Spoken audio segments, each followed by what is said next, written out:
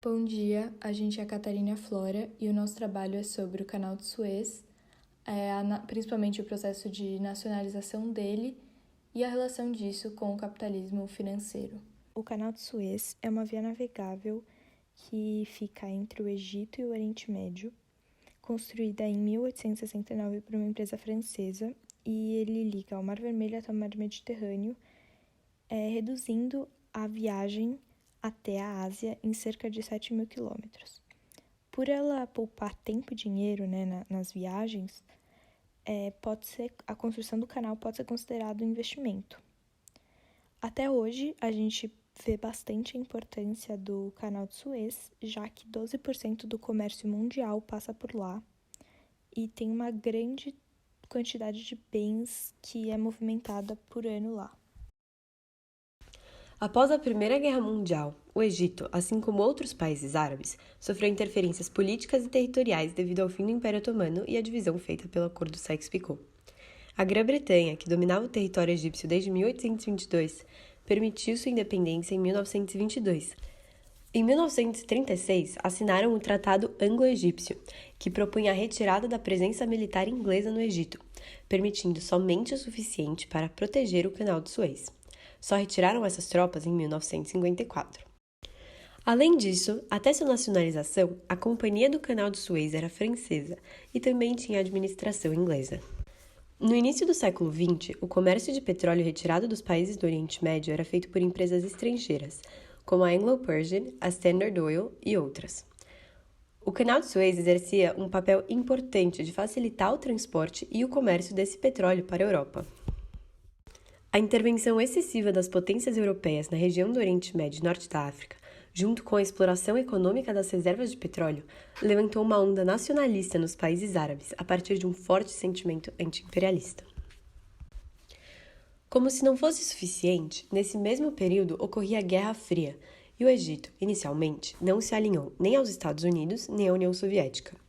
Os Estados Unidos não ficaram satisfeitos com essa decisão e se uniram à Inglaterra para retirar o empréstimo prometido ao Egito.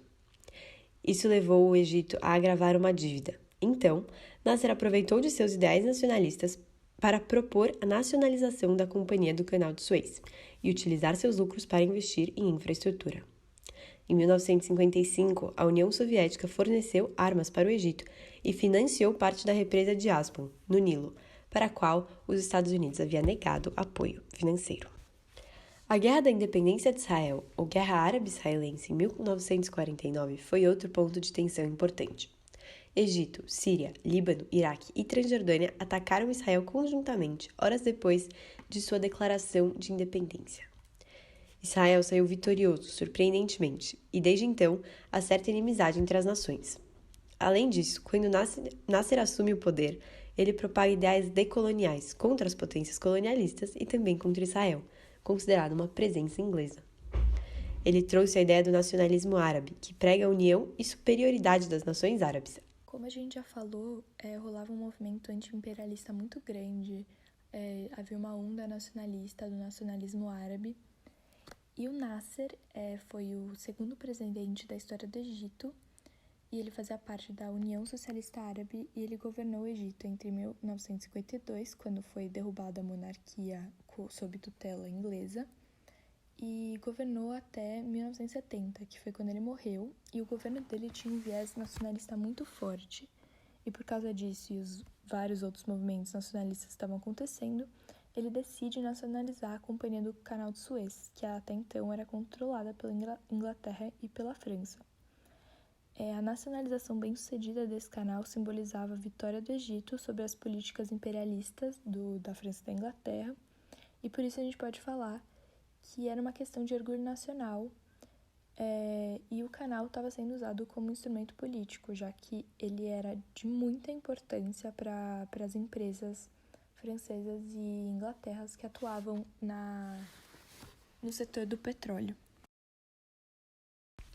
O Canal de Suez era um ponto estratégico das empresas petrolíferas, e seu fechamento para países europeus como a França e a Inglaterra causaria uma enorme queda nos lucros e um aumento na dificuldade e gastos de transporte. Por isso, o afronte de Nasser às potências imperialistas ao tomar controle dessa via levou ao bombardeio do canal pela França e Inglaterra, que pretendiam defender os interesses da iniciativa privada. A guerra se iniciou com a invasão de Israel na Península de Sinai, que logo teve o apoio de tropas inglesas e francesas. A União Soviética deu sinais de que defenderia o Egito, e Estados Unidos pressionou a França, Israel e Inglaterra para retirarem as tropas, alguns meses depois. Israel resistiu um trimestre a mais do que as outras potências, mas em março de 1957 cedeu. Essa retirada foi supervisionada pela ONU. A crise resultou no fechamento temporário do canal e gerou risco de envolvimento da União Soviética e dos Estados Unidos. O resultado foi visto como triunfo para o nacionalismo egípcio, mas seu legado foi uma das subcorrentes da Guerra Fria. A gente pode relacionar essa crise toda no Suez com o capitalismo financeiro,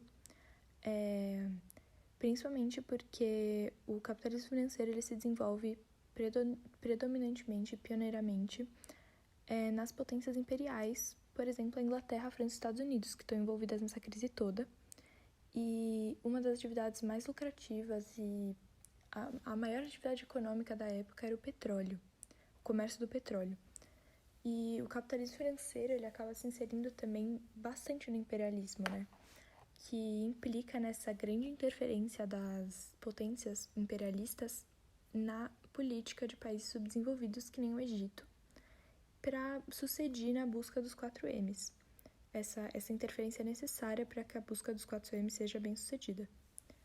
O capitalismo financeiro ele tem também como uma das suas principais características o surgimento da prática de cartéis. Então, por exemplo, existia o cartel das 7 Irmãs do Petróleo, que era formado pelas grandes empresas petrolíferas e a origem de todas elas ou era europeia ou era norte-americana. Então, a divisão que aconteceu do Oriente Médio, a partir da África e do Oriente Médio pelo Sykes-Picot após a Primeira Guerra Mundial, pode-se dizer que foi também uma divisão das áreas de atuação dessas empresas que faziam parte das 7 Irmãs. Então, as 7 Irmãs praticamente compraram, entre aspas, os países, e era lá onde elas atuavam na exploração de petróleo.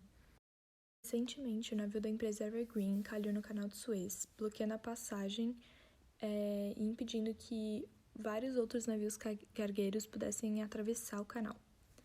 Esse acontecimento lembrou bastante da importância do canal, já que 1/10 aproximadamente do comércio mundial passa por ele, e ficou mais claro do que nunca a relação dele com a outra fase do capitalismo que ocorreu após a terceira revolução industrial e que é bem relacionada à globalização.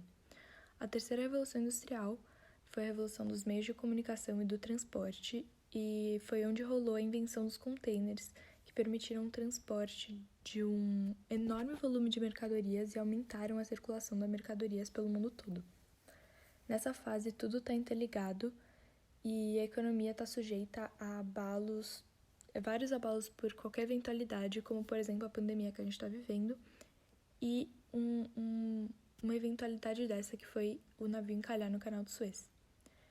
Por isso a economia, ela é sempre muito instável. O mercado financeiro, ele está muito sujeito a esses abalos.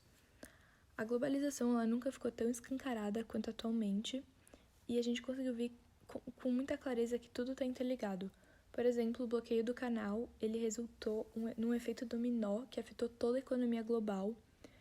O preço do petróleo aumentou muito, os fretes das encomendas, por exemplo, que estão nos containers que foram parados pelo navio, e também esse aumento no frete que aconteceu porque a rota do navio aumentou em 7.000 quilômetros, então é um aumento de preço. E com a reabertura do canal, a gente vê que os preços recuaram novamente. Então o Brent, que é a referência internacional do preço do petróleo, ele fechou a queda depois que o navio desencalhou, a queda em 1,3% do preço do petróleo.